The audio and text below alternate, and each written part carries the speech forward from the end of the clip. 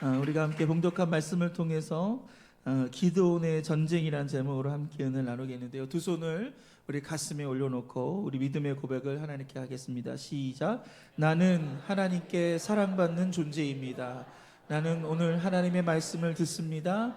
하나님의 말씀에 능력이 있습니다. 하나님의 말씀에 생명이 있습니다. 들은 만큼 변합니다. 들은 만큼 성장합니다. 들은 만큼 행복해집니다. 아멘.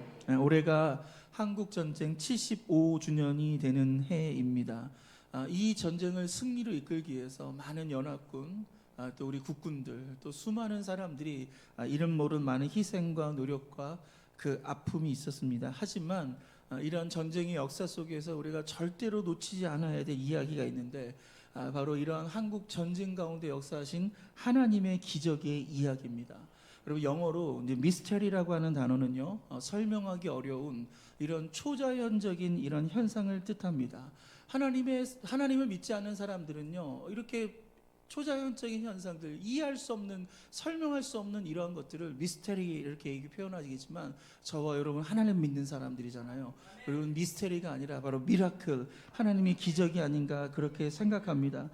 그래서 오늘 이 전쟁 가운데 있었던 하나님의 기적의 이야기를 여러분에게 잠깐 소개하고자 하는데요. 첫 번째는 바로 미국의 신속한 참전이었습니다. 한국 전쟁 당시 미국의 대통령은 해리 트루먼이었습니다.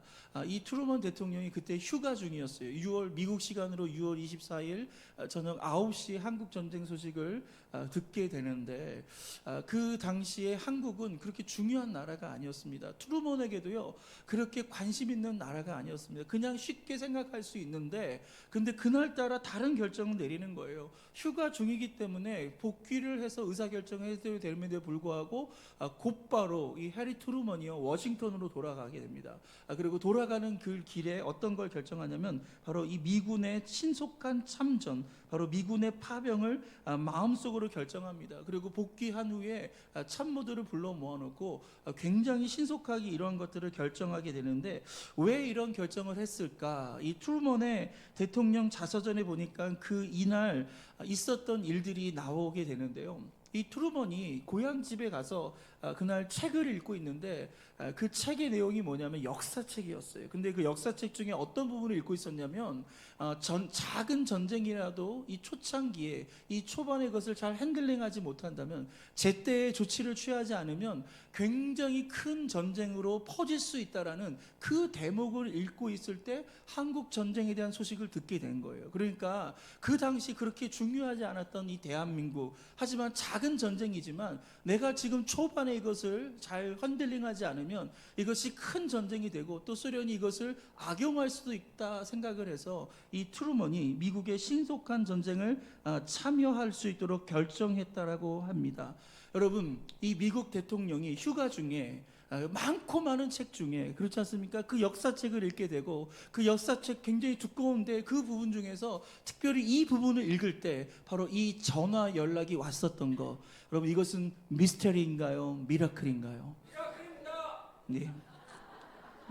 우리 신정문 아이사님 1부, 2부에 다 나오셨는데 이제 대답 안 하셔도 됩니다. 아셨죠? 예, 감사합니다. 두 번째는요, 유엔 상임 이사국의 신속한 참전을 결정한 것입니다.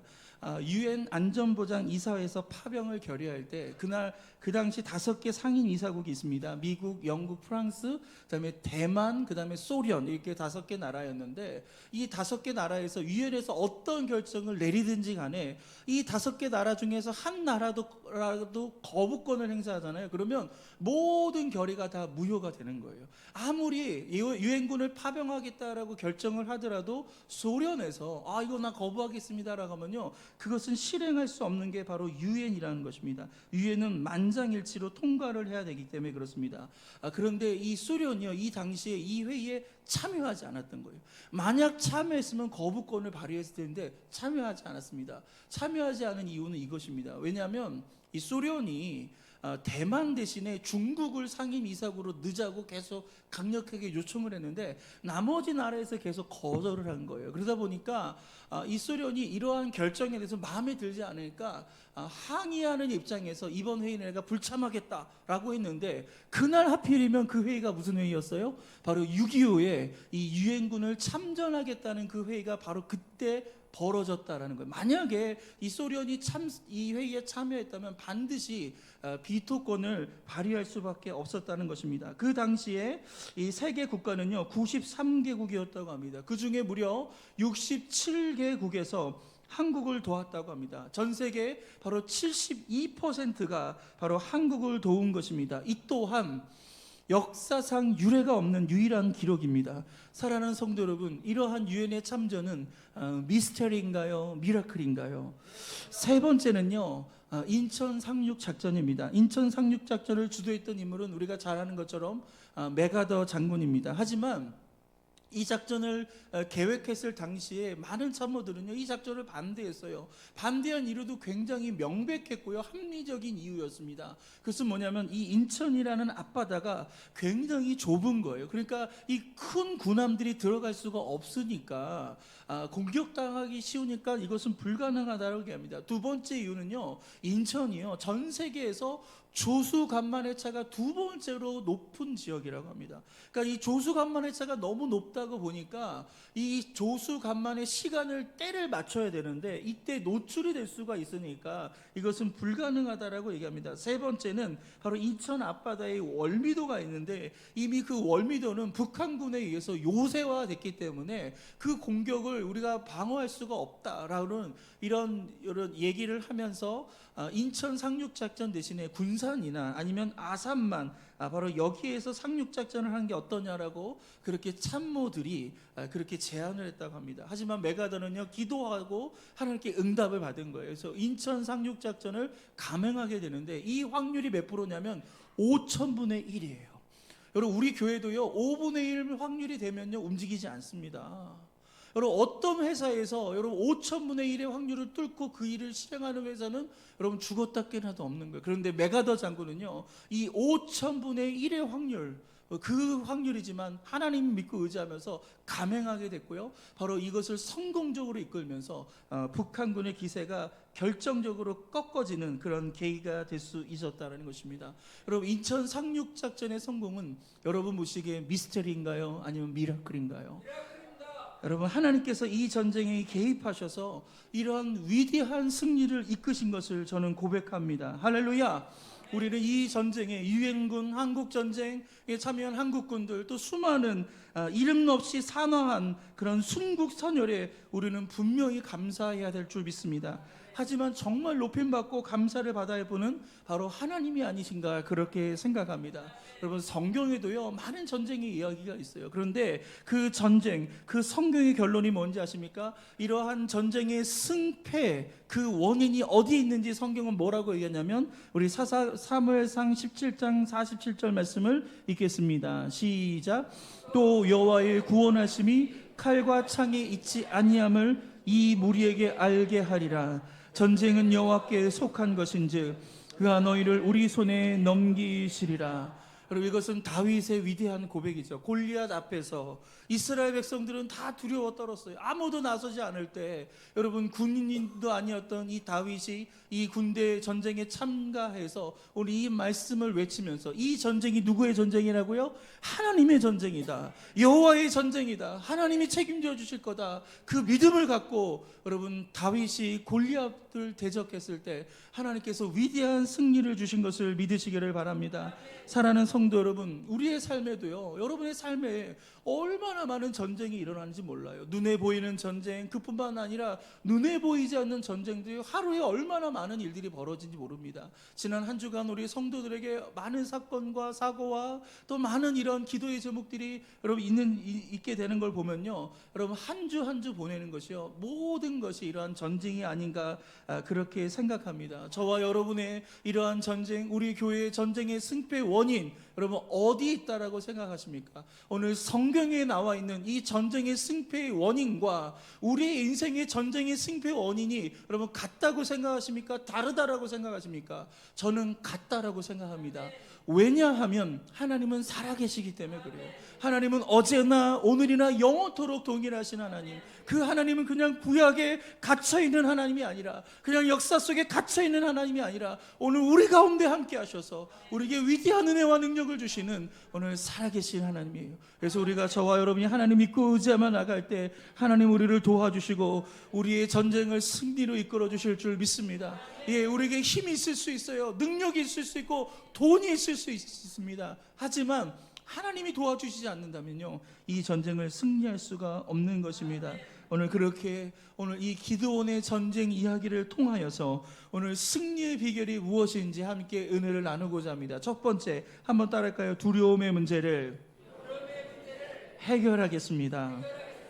사사기 7장 3절 말씀을 읽겠습니다. 시작. 이제 너는 백성의 귀에 외쳐 이르기를 누구든지 두려워 떠는 자는 길르앗 산을 떠나 돌아가라 하라 하시니 이에 돌아간 백성이 22,000명이요 남은 자가 12,000명이었더라. 아멘. 여러분 지금 이스라엘은 전쟁을 준비하고 있습니다. 그 전쟁의 당사자는요 미디안의 연합군이에요. 총 13만 5천 명이 딱 하고 전쟁을 준비하고 기다리고 있는 상황이었습니다. 여러분 고대나 현대나 이런 군 병력은 전쟁에서 굉장히 중요한 요인이 아니겠습니까? 그런 의미에서 이 군대의 숫자를 늘리면 늘릴수록 이 전쟁에서 더 유리한 고지에 올라가게 되는 거예요. 그렇다면 적군은 13만 5천 명이 모여 있습니다. 그러면 최소한 이스라엘 군은요 13만 명 정도는 준비가 되어야 되는 거예요. 그런데 몇 명이 모였죠? 3만 2천 명이 모였습니다. 여러분 택도 없는 숫자예요. 이렇게 1대1로 하면은 질 수밖에 없는 전쟁입니다. 그런데 여러분 하나님께서 이때 어떤 일을 벌이시냐면요, 기드온에게 이런 명령을 합니다. 그 3만 2천 명 중에서 두려워 떠는 사람은 돌아가게 하는 거예요. 그래서 기드온이 3만 2천 명 앞에 외칩니다. 누구든지 두려워 떠는 사람들은 돌아가도 좋습니다. 여러분 이때 몇 명이 돌아간지 아십니까? 우수수수수 돌아갔어요. 3만 2천 명 중에 무려 2만 2천 명이요 그냥 집으로 돌아가면서 여러분 1만 명만 남게 되었다라는 것입니다. 여러분 2만 2천 명은 두려움 가운데서 여러분 이 전쟁에 참여했다가 기드온이 두려워하는 사람은 집에 돌아가도 좋다라고 얘기했을 때 그냥 고민 없이 집으로 돌아갔어요. 그러면 지금 남아있는 사람 몇 명이에요? 10,000명이에요. 그렇다면 두려워 떠는 사람만 나가고 남은 사람이 10,000명인데, 그렇다면 이 10,000명의 사람들은요 전혀 두려워하지 않는 사람일까요? 두려움을 잘 극복한 사람들일까요? 저는 그렇게 생각하지 않습니다. 여러분 이 1만 명도요 두려운 건 마찬가지예요. 여러분 13만 5천 명 앞에 군인이 서 있다면, 그리고 그거보다 택도 없는 숫자인 3만 2천 명, 그리고 더 숫자가 줄어서 10,000명밖에 남아있지 않았다면 그들도 역시 두려울 수밖에 없는 상황 아닐까요? 그들의 현실을 바라봤을 때 두려울 수밖에 없는 거예요. 그런데 이 1만 명의 사람들은요 그 두려움이 그들의 마음을 사로잡지 않았던 거예요. 근데 2만 2천 명은요 그 두려움이 그들의 마음을 사로잡았기 때문에 너무 두려워가지고 벌벌 떨면서 아무것도 할 수 없는 그런 상황에 놓여져 있었다라는 것입니다. 사랑하는 성도 여러분, 두려움에 사로잡히지 않기를 주님의 이름으로 축원드립니다. 두려움은 모두에게 있는 거예요. 저도 두렵고 여러분도 두려울 수밖에 없는 거예요. 기드온도 두렵고요. 모든 사람은 다 두려운 건데 문제는 뭐예요? 그 두려움에 사로잡히는 사람이 있고요, 그냥 두려움만 느끼는 사람이 있다라는 거예요. 제가 전에서 교회 사역을 할 때 교구장이었을 때 교구의 발령을 맞았어요. 그리고 교구의 여러 상황들을 설명해 주는데 그 중에 폐암 4기 환자를 저에게 소개해 주시더라고요. 목사님 이분 폐암 4기 환자예요, 기도해 주세요라고 하더라고요. 그래서 그분이 주일마다 저에게 오는데 폐암 4기니까 호흡을 제대로 못하는 거예요. 그래서 제 앞에 와서 색 이런 바람 소리를 내시면서 목사님 기도해 주세요, 목사님 이러시는 거예요. 그러면 제가 간절히 기도해 드려요. 근데 제가 그 교구에서 나올 때까지 그분이요 매주마다 단 한 주도 빠지지 않고요 그렇게 기도를 받으셨어요. 그렇게 폐암 4기임에도 불구하고 2년 동안 돌아가지지 않고요 그렇게 계속 예배드리고 건강하게 그 삶을 유지해 나갔습니다. 그런데 제가 이 교구를 맡은 지 얼마 되지 않은 시점에서 또 한 분이 암에 걸리셨는데 폐암 1기였어요.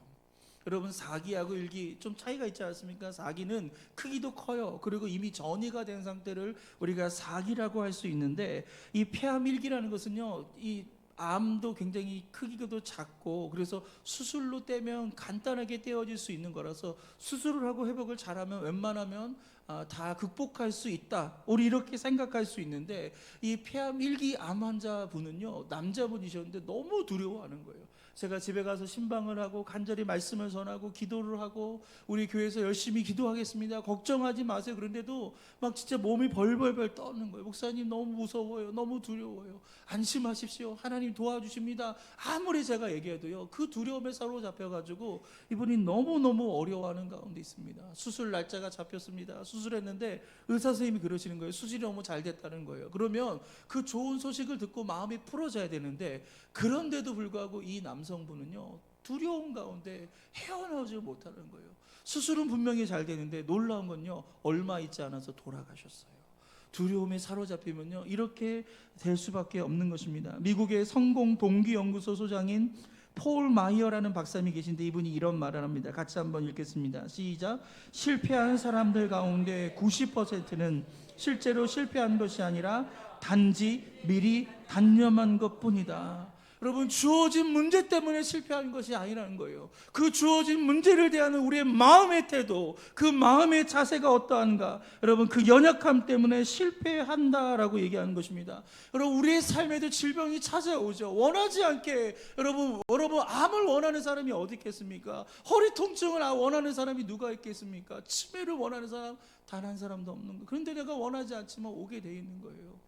그 질병이 찾아옵니다. 가족에 문제가 없길 바라는 거 다 우리의 마음 아닌가요? 그래서 열심히 기도하는 거 아니에요? 그럼에도 불구하고 자녀에게 문제가 올 수 있고 부모에게 문제가 올 수 있는 거예요. 인생을 살다 보면 물질의 문제가 오기도 하고 이런저런 많은 문제를 우리가 겪게 되는데, 그 문제에 우리가 압도되어서 그 두려움에 빠지면 안 된다. 그 두려움에 사로잡히면 안 되는 거예요. 여러분, 하나님이 반드시 우리와 함께 하심을 믿으시길 바랍니다.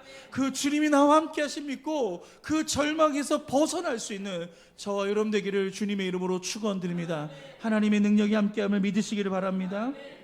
지금은 세상을 떠나셨지만 한국 CCC를 이끌었던 김중곤 목사님이라는 분이 계십니다. 그분이 쓴 책 중에 예수 칼럼이라는 책이 있는데, 이 책에 이런 예화가 나와 있습니다.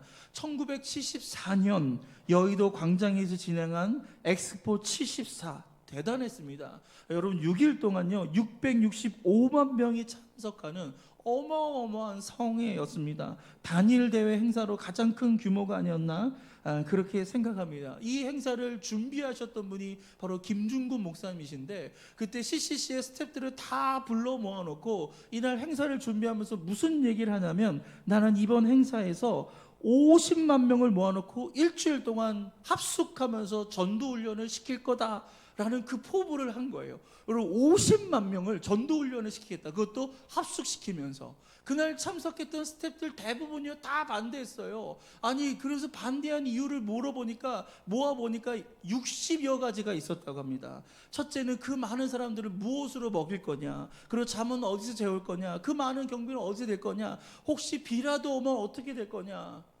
그리고 60가지 이상을 이 김중곤 목사님께 안 된다는 얘기를 했는데, 김중곤 목사님 이것을 칠판에 다 적어요. 60가지를 다 적고 스태프들에게 이제 하나하나씩 질문을 하게 됩니다. 만약 이것을 하나님이 하신다면 못하실까, 할 수 없을까? 그 스태프들한테 그렇게 질문을 한 거예요. 그러니까 스태프들이 뭐라고 대답하겠어요? 하나님이 하실까, 못하실까? 당연히 하시겠죠. 그래서 이 스태프들이 오늘 할 수 있다라고 합니다. 그때 김중곤 목사님이 하나를 싹 지웁니다. 두 번째 항목으로 갑니다. 또 질문합니다. 하나님이 하실까요, 못하실까요? 할 수 있습니다 하니까 또 두 번째도 지우는 거예요. 그렇게 지우다 보니까 60개가 다 지워진 거예요. 이제 칠판에 단 하나의 주제도 남아있지 않았다라고 합니다. 여러분, 우리 인간의 시각으로 보면 불가능해 보이는 것이 있지만, 하나님의 시각으로 보면 가능하게 되는 거예요.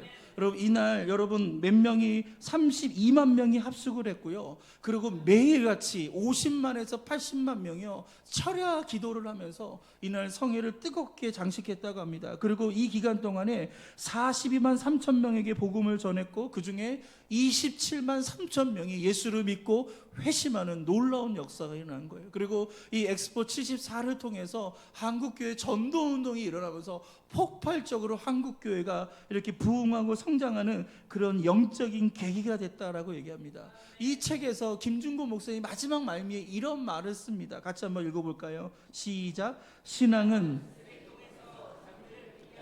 변화와 창조의 힘이다. 여러분 신앙이 뭐라고요? 불가능을 가능하게 한다는 거예요. 여러분 내가 보기에 불가능해요. 내가 보기에 안 돼요. 그럼에도 불구하고 우리가 하나님의 시각으로 이 문제를 바라보며 우리의 마음의 두려움을 떨쳐내고 하나님 믿고 의지하며 나갈 때 우리 하나님은요 쓰레기통에서도 장미꽃을 피워주시고 불가능을 가능케 하시는 놀라운 하나님인 것을 믿으시기를 바랍니다. 오늘 그렇기에 우리가 무슨 문제를 만나든지 그것은 안 된다라고 하지 마시고 한번 따라해 볼까요? 내게 능력 주시는 자 안에서 모든 것을 할 수 있습니다.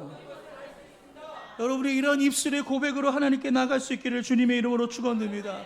그러할 때 하나님은 새 창조를 이루시는 거예요. 그런데 내가 자꾸 입술로 안 된다, 나는 두렵다, 난 못한다, 난 죽는다 라고 하면 하나님도 도와줄 수가 없는 거예요. 그래서 우리가 날마다 긍정적인 입술의 고백으로 우리 두려움의 문제를 해결할 수 있기를 주님의 이름으로 축원드립니다. 두 번째는요, 능력보다는 태도가 중요하다라는 것입니다. 하나님께서 이스라엘 군인들의 숫자를 줄일 때부터 우리는 하나님의 의도를요 캐치했어야 하는 것입니다.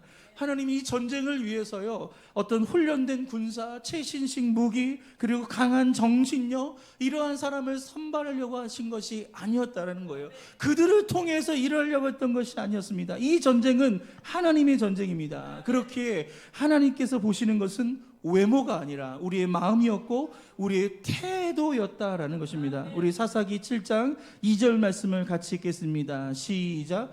여호와께서 기드온에게 이르시되 너를 따르는 백성이 너무 많은즉 내가 그들의 손에 미디안 사람을 넘겨주지 아니하리니 이는 이스라엘이 나를 거슬러 스스로 자랑하기를 내 손이 나를 구원하였다 할까 함이니라. 아멘. 여러분 하나님이 우려하신 것이 뭐예요? 내 손이 나를 구원하였다 이런 생각, 이러한 교만의 생각을 하나님께서 우려하신 거예요. 만약에 3만 2천 명으로 13만 5천 명과 전쟁에 나갔어요. 그때 하나님이 도와주셔서 기적처럼 승리했다면 그 3만 2천 명의 이스라엘 군인은 뭐라고 얘기하겠어요? 여러분 하나님이 도와주셨다, 하나님이 승리하셨다 그렇게 할까요? 그렇지 않겠죠. 여러분 대부분 이렇게 할 거예요.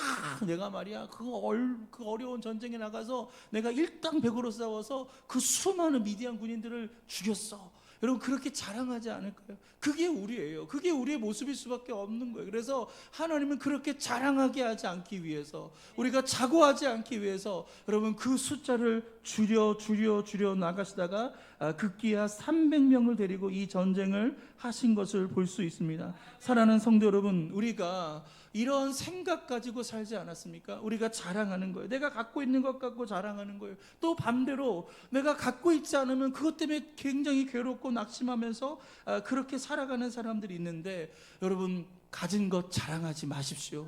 그리고 가지지 않는 것 때문에 속상하거나 낙심하지도 않기를 바랍니다. 왜냐하면 하나님이 우리와 함께 하시기 때문에 그런 거예요.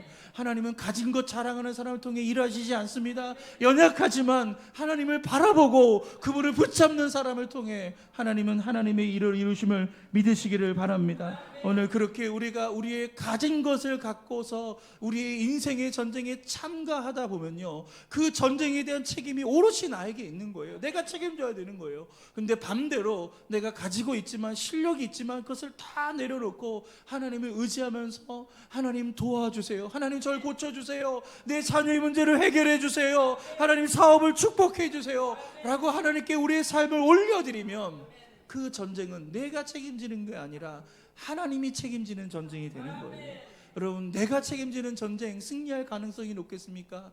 아니면 하나님이 책임지는 전쟁이 승리할 가능성이 높겠습니까? 여러분, 하나님 당연히 그런 거 아니겠어요? 여러분, 오늘 그렇게 저와 여러분의 삶에 이 수많은 전쟁, 영적 전쟁, 보이는 전쟁에 오늘 하나님이 책임질 수 있는 오늘 그런 은혜가 있기를 주님의 이름으로 축원드립니다. 겸손하게 하나님께 맡기는 저와 여러분 되기를 축복합니다. 여러분, 이스라엘 백성들이 처음 모인 군대의 숫자는 32,000명이었어요. 그 중에 두려워 떠는 사람을 보냅니다. 22,000명이 다 떨어져 나갔죠. 10,000명이 남았는데 이 10,000명에서 하나님은 또 300명을 추려내는 걸 볼 수 있습니다. 32,000명에서 300명은요 0.9%예요. 하나님은 여러분 가진 것을 가지고 사용하신 것이 아니라 그것을 줄이고 다 줄여가지고 최종적으로 300명을 갖고 싸우는데, 우리가 흔히 기드온의 300용사 이런 말을 쓴단 말이에요. 그렇게 어릴 때부터 배워왔어요. 300용사다 배워왔는데, 여러분 성경 어디에도요 용사라는 말이 없습니다. 이 300명도 특별하기 때문에 선택받은 그런 용사들이 아닌 거예요. 그냥 일반적인 사람들이에요. 그냥 하나님이 선택하셨는데, 최종적으로 이 300명을 선발한 기준이 무엇입니까? 우리 사사기 7장 5절과 6절 말씀을 읽겠습니다. 시작. 이에 백성을 인도하여 물가로 내려가매 여호와께서 기드온에게 이르시되 누구든지 개가 핥는 것 같이 혀로 물을 핥는 자들을 너는 따로 세우고 또 누구든지 무릎을 꿇고 마시는 자들도 그와 같이 하라 하시더니 손으로 움켜 입에 대고 핥는 자의 수는 300명이요 그 외의 백성은 다 무릎을 꿇고 물을 마신지라. 9,700명과 300명이 나뉘게 되는데, 여러분 그 결정적인 사건이 뭐예요? 물을 마시게 하면서 여러분 9,700명은요 다 무릎을 꿇고 그 고개를 그 시냇가에 처박은 다음에 물을 허겁지겁 마셨던 사람이에요. 그리고 300명은 뭡니까? 여러분 무릎을 꿇지 않고요 물을 떠가지고 개처럼 핥아먹은 이런 사람이 300명이었습니다. 여러분 물가로 내려서 여러분 물을 마시게 한 거예요. 여러분 이들이 얼마나 갈증이 심했을까요? 제가 96년도에 군대 생활을 했었는데 처음 논산훈련도에서 갔습니다. 훈련을 하는데 훈련소에서 주는 물은, 저기서 저를 한번 찾아보세요. 네, 찾기 어렵습니다. 훈련소에서 주는 물은요 보리차 같은 거에다 무슨 약을 탔어요. 그러니까 이런 전염병이라든지 배탈을 나지 하게 하는 그 약이 들어가 있는 소독제 같은 것이 들어가 있어요. 그래서 그 물을 마시면요 되게 맛이 없어요. 굉장히 매캐하고 기분이 나빠요. 그래서 물을 마셔야 되기 때문에 어쩔 수 없이 물은 마셔요. 목마르니까 마시지만 그 물을 마시고 시원하다라는 그런 느낌이 없었어요. 그래서 제가 훈련을 하는데 소원이 한 가지 있었는데, 뭐냐면 시원한 물 한 잔 마시고 싶다. 이게 굉장히 소원이었는데, 어느 날 조교가 쉬고 있는데 밤에 내무반을 딱 문 열고 들어온 겁니다. 그러면서 사회에 있을 때 마사지라든지 이런 안마 자격증 있는 사람은 손 이렇게 얘기해요. 여러분 군대는 항상 손 이럽니다. 그러면 누가 손 들잖아요. 그럼 데리고 나갑니다. 근데 여기 내무반에 있는 사람들 중에 아무도 손을 들지 않은 거예요. 그러면 좀 사회에 있을 때 좀 누구 마사지라도 좀 많이 해봤다 손 들라고 그러는 거예요.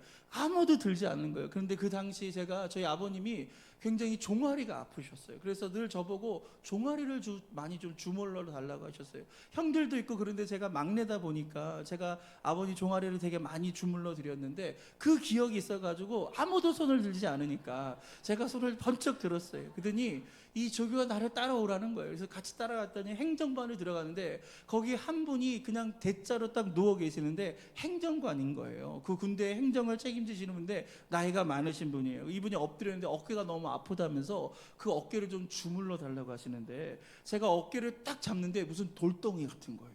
너무 딱딱했어요. 하지만 있는 힘껏 막 주물렀어요. 확 주물렀는데 막 주는데 손가락이 나중에 너무 아픈 거예요. 그리고 막 땀도 나고 막 그랬는데 한참을 하는데 이 행정관이 그만 그러더라고요. 그러더니 이분이 어느 정도 됐나 싶었던 것 같아요. 그러니 굉장히 기분이 좋아지더니 저한테 그런 거예요. 소원 있으면 한 가지 말하라는 거예요. 보통은 짜장면은 얘기했을 텐데 제가 그날 뭘 얘기한지 아십니까? 물 한 컵 달라고 그랬어요. 그 생수 한 컵. 제가 물 한 잔 마시겠습니다.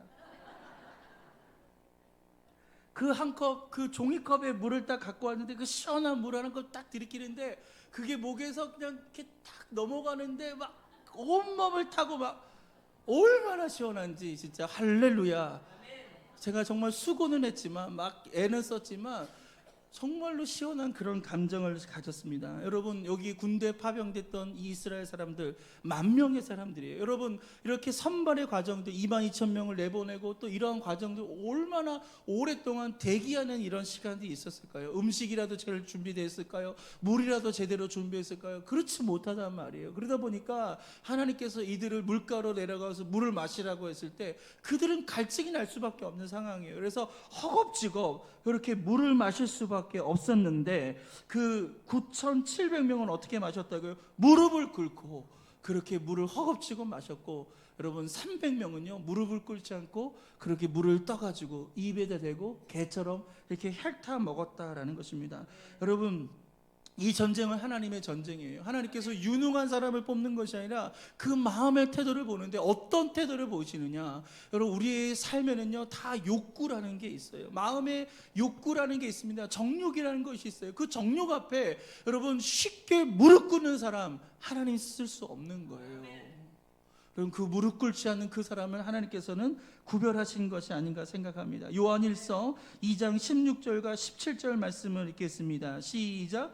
이는 세상에 있는 모든 것이 육신의 정욕과 안목의 정욕과 이생의 자랑이니 다 아버지께로부터 온 것이 아니요 세상으로부터 온 것이라. 이 세상도 그 정욕도 지나가되 오직 하나님의 뜻을 행하는 자는 영원히 거하느니라. 여러분, 육신의 정욕이라는 게 있어요. 안목의 정욕이 있고 이생의 자랑이 있습니다. 이 세상을 살다 보면 나도 모르게 세상의 탐심과 그 죄가 우리를 이끌게 되게 되는데 그 죄 앞에, 그 정욕 앞에 무릎 꿇고 무너지는 인생이 있는 반면에 무너지지 않는 인생이 있는 거예요. 여러분, 하나님께서 어떤 사람을 사용하십니까? 여러분, 성결한 사람, 거룩한 사람, 그 죄와 싸울 수 있는 사람, 할렐루야, 그 죄 앞에 무기력하게 무릎 꿇지 않는 그 사람을 통해서 하나님은 하나님의 전쟁을 승리로 이끌어가고 계심을 믿으시기를 바랍니다. 오늘 그런 의미에서 저와 여러분의 전쟁의 승패는 바로 여기에 달려있는 거예요. 여러분의 두려움의 문제를 해결하십시오. 그리고 거룩한 삶을 사십시오. 우리의 마음의 온전한 태도를 가지고 오직 하나님만을 바라보는 저와 여러분 되기를 주님의 이름으로 축원드립니다. 할렐루야. 그래서 우리가 분명하게 오늘 우리의 인생에 일어난 이 전쟁의 승리가 오늘 이것이 미스터리가 아니라 하나님 앞에 미라클이라고 고백할 수 있는 저와 여러분 되기를 주님의 이름으로 축원드립니다. 우리가 겸손하게 하나님만을 바라보기를 주님의 이름으로 부탁드리겠습니다.